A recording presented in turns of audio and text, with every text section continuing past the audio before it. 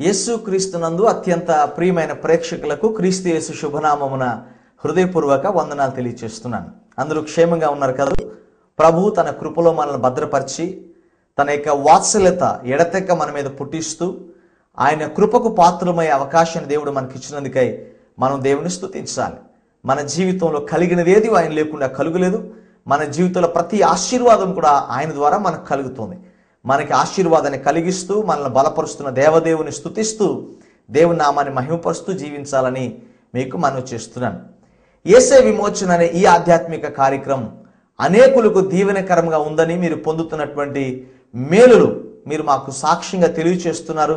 దానిని విని మేము ఎంతగానో ప్రభువును స్తుతిస్తున్నాం. నిజమే, ఈ కడవరి కాలంలో మనుషుని జీవితంలో కావలసిన ఆశీర్వాదాన్ని దేవుని ద్వారా మాత్రమే మనం పొందగలం.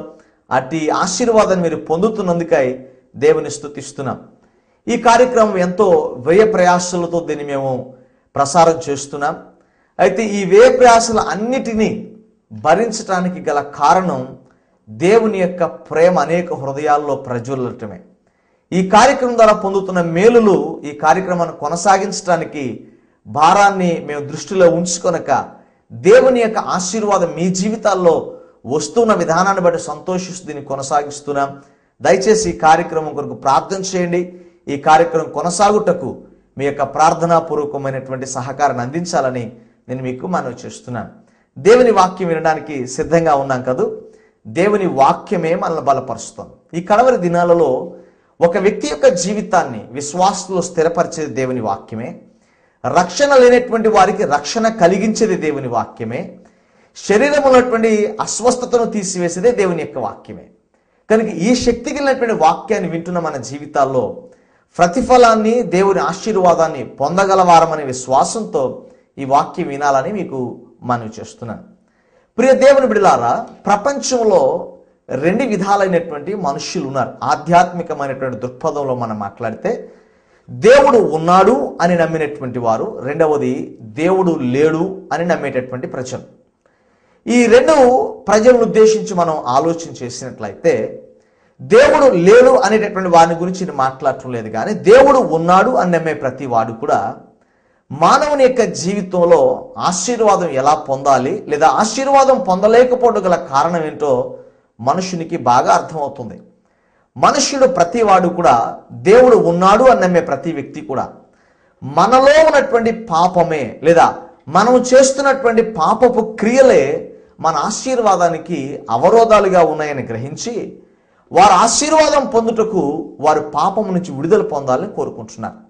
అంతేకాకుండా ఆధ్యాత్మికమైనటువంటి ఆలోచనలు కలిగిన ప్రతి వారి జీవితంలో కూడా పాపము నుంచి విడుదల పొందాలని, వారు దేవుని దృష్టికి ఇష్టులై దేవుని కృపకు పాత్రులు కావాలని, దేవుని దర్శనమును చూచేటటువంటి ప్రజలుగా లేదా దేవుని ముఖ దర్శనము చేసేటటువంటి వారిగా ఉండాలని, వారు చేస్తున్న ప్రతి కార్యము కూడా క్రీస్తు కృప ద్వారా సఫలీకృతులు కావాలని ఆశపడుతూ ఉంటారు. ఈ ఆశను కలిగినటువంటి ప్రతి వారు కూడా ఈ ఆశను నెరవేర్చుకునేటటువంటి ప్రక్రియలో అనేకమైనటువంటి పద్ధతులను అవలంబిస్తున్నారు.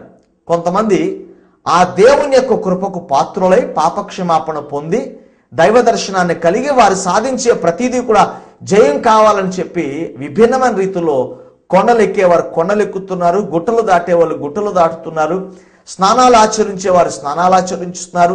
అలా అనేకమైన రీతుల్లో ప్రతి ఒక్కడు కూడా దేవుని యొక్క ప్రసన్నత దేవుని యొక్క కృప వారి జీవితంలో కావాలని కోరుకుంటున్నారు. కానీ అది వారి జీవితంలో చాలాసార్లు అది జరగలేకపోతుంది. అయితే బైబిల్ గ్రంథంలో ఈ యొక్క పరిస్థితులకు సరైనటువంటి జవాబు బైబిల్ గ్రంథం తెలియచేస్తుంది. ప్రాముఖ్యంగా పరిశుద్ధమైన బైబిల్ గ్రంథంలో హెబ్రీలకు రాయబడిన పత్రిక ఒక ప్రత్యేకమైన పత్రిక పరిగణించాలి. ఈ పత్రికలో చాలా విభిన్నమైన అంశాలు రాయబడ్డాయి. దాంతోపాటు ఒక వ్యక్తి జీవితంలో పాపము క్షమించబడాలంటే, ఒక వ్యక్తి దేవుని యొక్క దర్శనం పొందాలంటే, ఒక వ్యక్తి దేవునికి ఇష్టడుగా ఉండాలంటే, తను చేస్తున్న పనిలో సఫలీకృతం కావాలంటే ఎలాగూ సాధ్యమో హెబ్రీలకు రాసిన పత్రికలో రాయటం జరిగింది. దయచేసి పరిశుద్ధమైన బైబిల్ గ్రంథాన్ని తెరిచి చూడండి. అందరి దగ్గర బైబిల్ ఉన్నాయి కదా. దేవుని వాక్యాన్ని చదువుతున్నప్పుడు బైబిల్ తెరిచి చూడండి. దేవుని వాక్యం మీతో మాట్లాడుతుంది. హెబ్రీలకు రాయబడిన పత్రిక 9వ అధ్యాయం 22వ వచనం. ఈ వచనాన్ని మనం చూసినట్లయితే రక్త ప్రోక్షణ లేకుండా పాప క్షమాపణ కలుగదు అనే మాటను మనం చూస్తాం. Without shedding of blood remission of sin is not possible. రక్తము ప్రోక్షీకరించబడకుండా పాపమునకు క్షమాపణ రాదు. ఈ వాక్యాన్ని వింటున్నటువంటి మనము మనుషుని యొక్క కోరికను చూస్తున్నాం. ప్రతి మనుష్యుడు కూడా పాపము నుంచి విడుదల పొందాలనుకుంటున్నాం. కానీ దానికి అవలంబించే పద్ధతులు అనేక రీతిలుగా అవలంబిస్తున్నా దానికి రావలసిన ప్రతిఫలం రాలేకపోతుంది. కానీ ఇక్కడ వాక్యంలో మనం చూస్తే రక్తము చిందించబడినప్పుడు ఆ వ్యక్తికి పాప క్షమాపణ లభిస్తుంది అని చెప్తున్నాడు. పాత నిబంధన గ్రంథంలో మనం చూస్తే మనం ఇశ్రాయేలు ప్రజలు ఫరో యొక్క దాస్యంలో ఉండి ఫరో యొక్క దాస్యత్వంలో ఉన్నటువంటి ప్రజలందరూ విడిపించబడటానికి మోషేని పంపినప్పుడు అనేక అద్భుతాలు చేశాడు, సూచక్రియలు చేశాడు. ఫరో యొక్క మనస్సు కఠినము చేయబడిన తర్వాత ఇశ్రాయేలు ప్రజలందరూ విడిపించబడటానికి ముందుగా చివరిగా దేవుడు ఐగుప్తు యొక్క తొలి సంతానం అంతటిని కూడా నాశనం చేస్తానని ప్రభు చెప్పాడు.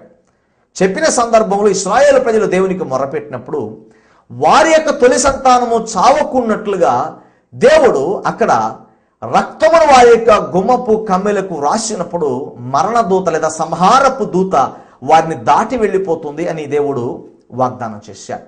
ఆ ఒక్క సందర్భంలోనే కాదు, నిర్గమాకాండం 24వ అధ్యాయం, సంఖ్యాకాండం 19వ అధ్యాయం, లేవీకాండం 4వ అధ్యాయం, ఈ అధ్యాయాలన్నింటిలో చూస్తే కూడా రక్త ప్రోక్షణ ఏ విధంగా ఒక వ్యక్తిని విడుదలకు తీసుకుని వచ్చిందో ఈ అధ్యాయాల్లో వ్రాయబడుతున్నాయి. అయితే పాత నిబంధన గ్రంథములో వ్రాయబడినవి కూడా ఛాయారూపకంగానే వ్రాయబడ్డాయి. It's an temporary adjustment. ఆ దినమునకు పాపము చేయబడిన వ్యక్తి యొక్క పరిస్థితిని ఎరిగిన దేవుడు వారిని సమాధానపరచుటకు ఒక తాత్కాలికమైన ఏర్పాటును మాత్రమే చేశాడు. కానీ హెబ్రీలకు రాయబడిన పత్రికలో ఈ వాక్యాన్ని చూసినప్పుడు ఒక మనిషి జీవితంలో శాశ్వతంగా పాపము నుంచి విడుదల పొందాలి అంటే ఆ విడుదల పొందటానికి శాశ్వతమైనటువంటి రక్షణ ప్రణాళికను వేసిన ప్రభు తానే శరీరధారిగా లోకములోనికి వచ్చి రక్తమును చిందించాడు. ఎందుకు రక్తమును యేసు చిందించాడంటే పాత నిబంధన గ్రంథములో రక్త ప్రోక్షణ జరిగినప్పుడు ఏ గొర్రెపిల్ల యొక్క రక్తము చిందించబడాలి, ఏ పశువు యొక్క రక్తము చిందించబడినా అది ఎలా ఉండాలో తెలియజేశాడు. ఎలా ఉండాలంటే అది నిష్కల్మషమైనటువంటిదిగా, ఏ విధమైనటువంటి మచ్చ డాగు లేనటువంటిదిగా ఉండాలి అన్నాడు. అనగా మనుషుని యొక్క పాపము తీసివేయబడాలంటే ఏ ముడత, ఏ కళంకము, ఏ పాపము లేని యొక్క వ్యక్తి యొక్క రక్తము ప్రోక్షీకరించబడాలి. రక్త ప్రోక్షణ అనేటువంటిది కేవలం బైబిల్ మాత్రమే చెప్పేది కాదు. వేదాల్లో సహితము కూడా మనుషుని యొక్క పాపము పోవాలంటే ఒక వ్యక్తి యొక్క రక్తము చిందించబడాలి. ఆ చిందించబడే వ్యక్తి యొక్క రక్తము పరిశుద్ధమైనదిగా ఉండాలని దేవుని యొక్క లేఖనం తెలియజేస్తుంది. ఆ పరిశుద్ధుడు ఎవరు? మానవ ప్రపంచం అంతటిని ఒక్కసారి మనం చూస్తే ఈ విశ్వం అంతట్లో కూడా పరిశుద్ధుడిగా పరిగణించబడిన వాడు ఎవడూ లేడు. ఎందరో మహానుభావులు ఉన్నారు, ఎందరో మహానుభావులు పుట్టారు, చరిత్రను శాసించినటువంటి మనుషులు ఈ లోకంలో పుట్టారు, అద్భుతాలు సాధించినటువంటి ప్రజలు ఈ లోకంలో మనం చూచాం. కానీ ఏ మనుషుడు కూడా పరిశుద్ధుడు అని చెప్పబడలేదు. ప్రతి మనుషుల్లో కూడా ఏదో ఒక లోపం ఉంది. ఒకవేళ మనుషులు అత్యుత్సాహంతో ఈ వ్యక్తి పరిశుద్ధుడనో పునీతుడనో చెప్పినా పునీతుడని అందరూ చెప్తారు తప్ప పునీతుడని అవార్డు పొందిన ఆ వ్యక్తి మాత్రం నాలో లోపం ఉందని చెప్తాడు. ప్రియ దేవుని బిడ్డలారా, అలాంటి వారిని మనం ప్రపంచంలో చాలా మందిని చూస్తాం. కానీ లోపము లేనటువంటి వాడు ప్రపంచం లోపాన్ని పట్టుకోవాలని ప్రయత్నం చేసినా పట్టుకోలేకపోయింది. ఈరోజు ఒక వ్యక్తి యొక్క లోపాలు వెతకక్కర్లా, ఆ వ్యక్తి యొక్క లోపాలు బయటికి కనబడతాయి. కానీ వెతికితే ఒకటి కాదు 100 కనిపిస్తాయి. కానీ యేసుక్రీస్తు యొక్క లోపాలు వెతకాలని చెప్పి శాస్త్రులు, పరిసయ్యులు, అధికారులు శతవిధాల ప్రయత్నం చేసిన పిలాతు చెప్పింది ఒకటే, ఈమెలో ఏ దోషము నేను కనుగొనలేదు అన్నాడు. ప్రియ దేవుని బిడ్డలారా, ఇది 100% వాస్తవం. క్రీస్తులో పాపము లేదు కనుక పాపము లేని పరిశుద్ధుడైనటువంటి క్రీస్తు ప్రభువు ఆయన ఆ రక్తము అర్హమైనదిగా, ఆయనే నిజమైన గొర్రెపిల్లగా, దేవుని గొర్రెపిల్లగా మన పాపము నిమిత్తం రక్తాన్ని చిందించాడు. అందుకే యోహాను భక్తుడు అంటాడు, లోక పాపములను మోసుకొని పోవు దేవుని గొర్రెపిల్ల అన్నాడు. ప్రియ దేవుని బిడలారా, రక్తము చిందించబడితే తప్ప పాప క్షమాపణ రాదు. ఒకవేళ ఈ కార్యక్రమం చూస్తున్నటువంటి నీవు పాపివని, నీలో ఉన్న పాపమే నేను ఆశీర్వాదానికి దూరం చేస్తున్నాను నువ్వు అనుకున్నట్లయితే నీ పాపములు విడిపించుట కొరకై చిందించబడినటువంటి క్రీస్తు యేసు రక్తములో నీవు కడగబడితే ఇప్పుడువే శుద్ధుడవుతావు, నువ్వు రక్షించబడతావు. ఆ రక్తం నిన్ను పవిత్రునిగా చేస్తుంది. యోహాను రాసిన మొదటి పత్రిక మొదటి అధ్యాయం 7వ వచనంలో చూసినట్లయితే యేసు రక్తము ప్రతి పాపము నుండి మనల్ని పవిత్రులుగా చేయనని దేవుని వాక్యం తెలియచేస్తుంది. ప్రియ దేవుని బిడ్డలారా, మన జీవితంలో పాపము నుంచి విడుదల, శాపము నుంచి విడుదల పొందాలి అంటే క్రీస్తు రక్తములో కడుగబడితేనే అది సాధ్యం. రక్త ప్రోక్షణ లేకుండా పాప క్షమాపణ రాదు. రెండవ అంశాన్ని మనం చూసినట్లయితే, రెండవదిగా దేవునికి ఇష్టలుగా ఉండాలని కోరుకుంటాం. మొదటిది పాపము నుంచి క్షమించబడి విడిపించాలని కోరుకుంటే ఆ కోరిక తీర్చబడేది క్రీస్తు యేసు రక్తము ద్వారానే. రెండవది దేవునికి ఇష్టలుగా ఉండాలని కోరుకుంటాం. ఎందుకంటే దేవుడు సమస్తం అనుగ్రహించేవాడు కదా. మతానికి కులానికి అతీతంగా ప్రతి విశ్వాసి నమ్మేది ఏంటంటే, దేవుడు ఉన్నాడని నమ్మే ప్రతివాడు నమ్మేది ఏంటంటే ప్రతిదీ దేవుని యొద్ద నుంచి రావాలని నమ్ముతాం. ఆ దేవుని యొద్ద నుంచి రావాలనుకున్నప్పుడు ఒక వ్యక్తి దేవునికి ఇష్టడుగా లేకపోతే ఎలా సాధ్యం అవుతుంది? అది నాకు ఇష్టం లేని వ్యక్తికి నేను ఏది చేయడానికి ఇష్టపడను. అలాగే దేవుని యొద్ద నుంచి మేలు పొందదలిచిన ఏ వ్యక్తి అయినా దేవునికి ఇష్టడుగా ఉండకుండా దేవుని దగ్గర నుంచి ఎలా సాధించగలుగుతాం? అందుకనే దేవుణ్ణి మెప్పించాలని చాలా ప్రయత్నాలు చేస్తున్నాను. కొంతమంది మంచి కార్యాలు చేస్తాం, పుణ్యకార్యాలు చేస్తాం, దాన ధర్మాలు చేస్తాం. ఇవి చెడ్డవి చేయకూడదని నేను చెప్పట్లా, మెట్టుకు అవి 100కి 100 పాళ్ళు చేయవలసిందే. కానీ వాటి వల్ల దేవుడు మనల్ని చూసి ఇష్టపడేటటువంటి వ్యక్తి కాదు. కానీ దేవునికి ఇష్టలుగా మనం ఉండాలంటే బైబిల్ గ్రంథం ఏం చెప్తుందో మనం చూద్దాం. హెబ్రీయులకు రాసిన పత్రిక 11వ అధ్యాయం 6వ వచనంలో మనం చూసినట్లయితే ఇక్కడ అంటున్నాడు, విశ్వాసము లేకుండా దేవునికి ఇష్టలుగా ఉండుట అసాధ్యము అన్నాడు. దేవునికి స్తోత్రం. ప్రియ దేవుని బిడ్డలారా, బైబిల్ అన్నిటికీ జవాబునిస్తూ ఉంది. దేవునికి ఇష్టలుగా మనం ఉండాలంటే ఏం చెప్తుంది తెలుసా వాక్యం? ఇక్కడ దేవునికి ఇష్టలుగా మనం ఉండాలంటే విశ్వాసులముగా లేదా విశ్వాస సహితమైన జీవితాన్ని కలిగిన వారిగా ఉండాలి. విశ్వాసము లేకుండా అనగా అవిశ్వాసముతో ఏ వ్యక్తి కూడా దేవునికి ఇష్టలుగా ఉండలేడు. విశ్వాసము మనుషుని యొక్క జీవితంలో దేవుని యొక్క సామర్థ్యతను నమ్మేటటువంటి స్థితిని తెలియచేస్తుంది. దేవుడు సమర్థుడు అని మనం నమ్మేటటువంటి ఆ యొక్క ఆలోచనను వెలుబుచ్చుతూ ఉంది. కనుక విశ్వాస సహితమైన జీవితం ఎవరు జీవిస్తారో వారు దేవునికి ఇష్టలుగా ఉంటారు. నోహును దేవుడు ఓడగట్టమని చెప్పాడు. ఓడగట్టమని చెప్పినప్పుడు చాలా విషయాలు చెప్పాడు. జలప్రళయం వస్తుందన్నాడు, నాశనాన్ని గురించి చెప్పాడు, ఆ యొక్క జలప్రళయంలో రక్షణ సంకల్పాన్ని గురించి చెప్పాడు. నోహు నమ్మినటువంటిది లేదా విశ్వసించినటువంటిది ఏది అంటే దేవుని మాటను నమ్మాడు, రాబోయే నాశనాన్ని గురించి నమ్మాడు, చెప్పిన రక్షణ ప్రణాళికను నమ్మాడు. వీటన్నిటి మీద విశ్వాసం ఉంచినటువంటి నోహు దేవుని దృష్టికి నీతిమంతుడిగా అయ్యాడు, దేవుని దృష్టికి ఇష్టడుగా అయ్యాడు. చూడండి, బైబిల్ గ్రంథంలో ఆదికాండం మొదలు అబ్రహాము మొదలుకొని ప్రకటన గ్రంథంలోని యోహాను వరకు మనం చూసినట్లయితే విశ్వాసం లేకుండా దేవునికి ఇష్టలైన వారిని ఒక్కరిని చూపించగలమా? ఈరోజు మన జీవితాలలో దేవుని గురించి యోహాను కంటే ఎక్కువగా ప్రత్యక్షపరచబడినటువంటి వారం మనం. దేవుని గురించి పాత నిబంధన కాలంలో భక్తులకి బయలుపరచబడిన దానికంటే ఎక్కువగా క్రీస్తు యేసుని గురించి బయలుపరచబడినటువంటి మనం కానీ సందేహాలతో అపనమ్మకంతో ఉన్నటువంటి వారు. అందుకే యేసు ప్రభు జీవించిన కాలంలో ఒక జనాంగాన్ని గురించి మాట్లాడు, అయ్యో బెత్సేదా కొరాజీనా, నేను మీ మధ్య చేసిన సూచకుల అద్భుత కార్యాలు తూరు సీదోనులో చేసినట్లయితే వారు ఈ పాటికే గోనె పట్ట పట్టుకొని పశ్చాత్తాపడి ప్రార్థన చేసి మారు మనసు పొందేవారు. కానీ మీరు చేయటం ఎందుకంటే మీలో అవిశ్వాసం, మీలో అపనమ్మకం మీలో ఉంది. ప్రియ దేవుని బిడ్డలారా, మనలో అవిశ్వాసం అపనమ్మకం మనలో ఉన్నట్లయితే మనం దేవునికి ఇష్టలుగా ఉండలేం. దేవునికి ఇష్టలుగా ఉండలేనటువంటి ఏ వ్యక్తి కూడా దేవుని యొద్ద నుంచి ఆశీర్వాదాన్ని పొందలేడు. కనుక మన జీవితాల్లో మంచి క్రియల ద్వారానో లేకపోతే వేరే విధంగా దేవునికి ఇష్టలుగా ఉండగలము అనుకునే అపోహలో మనం ఉన్నట్లయితే ఆ అపోహను మార్చుకోవాలి. దేవుని నమ్ముట ద్వారా, దేవుని యొక్క సామర్థ్యతను విశ్వాసం ఉంచుట ద్వారా మాత్రమే దేవునికి మనము ఇష్టలుగా ఉండగలమని ఈ సమయంలో ప్రభు పేరిట నేను మీకు జ్ఞాపకం చేస్తున్నాను. మూడవదిగా మనం చూసినట్లయితే మనిషి యొక్క జీవితంలో మూడవ తలంపు ఏమిటంటే ప్రతి మనుషుడు కూడా నేను దేవుని దగ్గరికి చేరాలి, దేవుని చూడాలి అని కోరుకుంటాను. ఇది చాలా మంచి కోరికే. కానీ దేవుని ఎలా చూడగలం? ఆశ అందరికీ ఉండొచ్చు, కానీ అర్హత కావాలి. ఆశకు తగిన అర్హత ఉన్నవాడు మాత్రమే ఆశను నెరవేర్చుకోగలిగినటువంటి వ్యక్తిగా ఉంటాడు. హెబ్రీయులకు రాయబడిన పత్రిక దయచేసి చూడండి, 12వ అధ్యాయం 14వ వచనంలో మనం చూసినట్లయితే పరిశుద్ధత లేకుండా ఎవడును ప్రభువును చూడడు. దేవుని దర్శనంకి అర్హత ధనాన్నే ప్రాతిపదికగా పెడితే ఎంతమంది చూడగలం మనం దేవుణ్ణి? దేవుని యొక్క దర్శనం పరిశుద్ధతను ఎందుకు ప్రాతిపదికగా పెట్టాడు దేవుడు అంటే, పరిశుద్ధత ధనవంతుడు కలిగి ఉండవచ్చు, పేదవాడు కలిగి ఉండవచ్చు. అలాగే పరిశుద్ధతను కోల్పోయినటువంటి వ్యక్తి ధనవంతుడైనా ముందుకు దూసుకొని రాలేడు, పరిశుద్ధత లేని వ్యక్తి పేదవాడైనా జాలి పొంది ప్రభు దగ్గరికి రాలేడు. కనుక ధనికుడు పేదవాడు, విద్యావంతుడు విద్య లేనివాడు అనేటటువంటి భేదాలు తర్కాలకు తావు లేకుండా ప్రతి వాడు కూడా దేవుని యొక్క దర్శనం లేదా దేవునితో ఉండేటటువంటి స్థితిని కలిగి ఉండాలంటే వాడు క్రీస్తు యొక్క పోలిక అనగా పరిశుద్ధతను కలిగిన వ్యక్తిగా ఉండాలి. ప్రియ దేవుని బిడ్డలారా, పరిశుద్ధమైనటువంటి జీవితం మన జీవితానికి ఘనతనిస్తుంది. పరిశుద్ధమైన జీవితం దేవుణ్ణి చూచేటటువంటి అనుభవాన్ని మనకు కలుగు చేస్తుంది.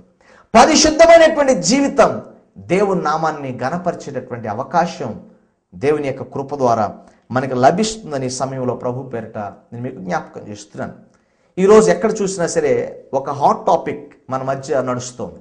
అదే 2012 సంవత్సరం. దాని గురించి ఏంటి అని మీరు అనుకోవచ్చు. 2012కు అంతం వస్తుంది అని అంటున్నారు. దాని గురించి చాలామంది భిన్నమైన అభిప్రాయాలు. మొన్న మధ్యన ఒక వార్తాపత్రికలో చదివాను నేను. 2012కు అంతం అయిపోతే మనం బ్రతకడం ఎందుకు, సంపాదించడం ఎందుకు, మనం చనిపోవచ్చు కదా అంటున్నాడు. నిన్నగాక మొన్న మా విద్యార్థి ఒకడు నా దగ్గరికి వచ్చి మాట్లాడుతాడు. 2012కి అంతం అయిపోతుందంట కదా, ఇంకా చదవలసిన పని లేదు, మనం ఇంకా నేర్చుకోవాల్సిన పని లేదు అని ఒక చిన్న పిల్లవాడు, ఒక విద్యార్థి నా దగ్గరికి వచ్చి మాట్లాడుతున్నాడు. ఇలా భిన్నమైనటువంటి ఆలోచనలు ప్రతి వారిలో ఉంటున్నాయి. అయితే అంతం ఎప్పుడు వస్తుందో భయం కలుగుతుంది ప్రతి మనిషిలో. కానీ నేను ఒక మాట చెప్తాను, అంతం ఎప్పుడు వస్తుంది, ఎలా వస్తుంది, ఎంత భయంకరంగా ఉంటుంది అనే దాని గురించి కలవరపడాల్సిన పని మనకు లేదు. ఆ సమయం, ఆ యొక్క తేదీ దేవుడు ఎవరికీ తెలియదు అని చెప్పాడు. అయితే అంతం ఎప్పుడు వచ్చినా పర్వాలా మనకి. ఎప్పుడో తెలుసా? మనం పరిశుద్ధత కలిగి ఉన్నప్పుడు. పరిశుద్ధత ఒక్కటే వ్యక్తిని దేవుణ్ణి చూచే అనుభవంలోకి తీసుకువెళ్తుంది తప్ప ఇక ఏ అర్హత కూడా మనల్ని దేవుని చూచేటటువంటి స్థితిలోనికి తీసుకువెళ్తుంది. నువ్వు ఎంత బోధకుడువైనా కావచ్చు, ఎంత ప్రసంగికుడువైనా కావచ్చు, ఎంత పాటగాడివైనా కావచ్చు, ఎంత విద్యావంతుడివైనా కావచ్చు, కానీ పరిశుద్ధత లేకుండా దేవుని చూడలేవు. ప్రియ దేవుని బిడ్డలారా, దేవుని చూడగలిగే అనుభవం మనలోనికి రావాలంటే పరిశుద్ధత కలిగిన వారంగా ఉండాలి. మానవుని యొక్క కోరికలు చాలా ఉన్నాయి, కానీ దేవుని యొక్క అర్హతను కోరినవాడే, దేవుని యొక్క అర్హతను కలిగిన వాడు మాత్రమే దేవుణ్ణి చూడగలుగుతాడు. 4వదిగా మనం చూసినట్లయితే యోహాను సువార్త 15వ అధ్యాయం 5వ వచనంలో మనం చూస్తే, నాకు వేరుగా ఉండి మీరు ఏమీ చేయలేరు. నేను మొదట్లో 4 విషయాలు చెప్పాను. మొదటిది పాపం నుంచి విడుదల పొందాలనే కోరిక, దేవుని కృపకు పాత్రులం అవ్వాలనే కోరిక, 3వది దేవుని యొక్క దర్శనం చేయాలనేటువంటి కోరిక, 4వది మన జీవితంలో కార్యాలు సాధించాలనే తపన. అయితే ప్రతి మనుషులు కూడా ఏదో ఒకటి సాధించాలని కోరుకుంటున్నాం, అందులో ఏ తప్పు లేదు. ఇన్ఫ్యాక్ట్ మన అందరికీ కూడా అలాంటి తపన కావాలి. అయితే మన జీవితాలు ఏదో సాధించాలనే ఆశతో దేవుణ్ణి విడిచి చేస్తున్నాను. అయితే అది సాధ్యపడేది కాదు. యోహాను సువార్తలో 15:5 అంటాడు, నాకు వేరుగా ఉండి మీరు ఏమీ చేయలేరు. బైబిల్ గ్రంథం చూసినట్లయితే చాలా ఉదాహరణలు మనం చూడగలుగుతాం. యోన దేవుని యొక్క మాటను తృణీకరించి దేవునికి వేరుగా ఏదో చేయాలనుకున్నాడు, కానీ ఇది సాధించలేకపోయాడు. పేతురు, యోహాను, ఆంద్రేయ వీళ్ళందరూ కూడా యేసుని విడిచారు. యేసు మరణాంతరం యేసుని విడిచి మరలా చేపలు పట్టుకుంటూ వెళ్ళారు, కానీ యేసుని విడిచిన వారి జీవితంలో సాధించింది ఏమిటి? ఈరోజు చాలామంది వారి మేధస్సును ఆధారం చేసుకుంటున్నారు, చాలామంది వారి ధనాన్ని ఆధారం చేసుకుంటున్నారు. దేవుడు లేకుండా మనం చేయగలిగింది ఏమీ లేదు. యేసుక్రీస్తు దేవుని యొక్క వాక్యంలో స్పష్టంగా రాస్తున్నాడు, నాకు వేరుగా ఉండి మీరు ఏమి చేయలేరు. ఒకవేళ ఈ వాక్యం వింటూ నీవు చాలా చేస్తూ ఏది సాధించలేని స్థితిలో నువ్వు ఉన్నావంటే, ఒకవేళ దేవునికి వేరుగా ఉండేవాని ప్రయత్నం చేస్తున్నావేమో. దేవునికి వేరుగా ఉండి ప్రయత్నం చేస్తే ఆ ప్రయత్నాలు పక్కన పెట్టండి, దేవుణ్ణి కలిగిన వారిగా జీవించండి. అప్పుడు దేవుడు తప్పక మీ జీవితాల్లో ఫలితాన్ని దేవుడు అనుగ్రహిస్తాడు. ఈ కార్యక్రమం వింటున్న ప్రియ దేవుని బిడ్డలారా, మీ జీవితంలో పాపము నుంచి క్షమించబడాలని కోరిక మీకున్నట్లయితే, పాపము నుంచి విడుదల పొందాలని కోరిక మీకున్నట్లయితే, యేసు రక్తములో కడుగబడండి. Without shedding blood there is no remission for sins. పాపములు క్షమించబడాలంటే క్రీస్తు రక్తం ఒక్కటే మనకి అవసరమైనటువంటిది. మీ జీవితంలో దేవుని కృపకు పాత్రలు కావాలంటే విశ్వాస సహితమైన జీవితం ఒక్కటే దానికి కావాలి. దేవుని దర్శనం పొందాలంటే పరిశుద్ధత ఒక్కటే అర్హత. మన జీవితంలో కార్యాలు సాధించే వారిగా ఉండాలంటే క్రీస్తును కలిగి ఉండటమే మన జీవితంలో ప్రాథమికమైనటువంటిది. ఈ వాక్యం వింటున్న మీరు క్రీస్తును కలిగి ఉన్నారా లేదా? ఒకవేళ క్రీస్తు లేకుండా మన క్రియలు చేస్తున్నామా? ఒకవేళ అలాంటి స్థితిలో మనం ఉన్నట్లయితే మన జీవితాలను సరిచేసుకుందాం. దేవుని కలిగిన వారిగా జీవిద్దాం. ప్రభు యొక్క కృపలో ఎదుగుదాం. దేవుని యొక్క సన్నిధిలో మన పాపములు క్షమించబడినవిగా దేవుని కృపకు పాత్రులమే విశ్వాస జీవితాన్ని జీవిస్తూ దేవుని నామాన్ని మహిమపరుస్తూ ఆయన దర్శనాన్ని పొంది ఆయన కలిగిన వారిగా జీవించి కార్యాలు సాధిద్దాం.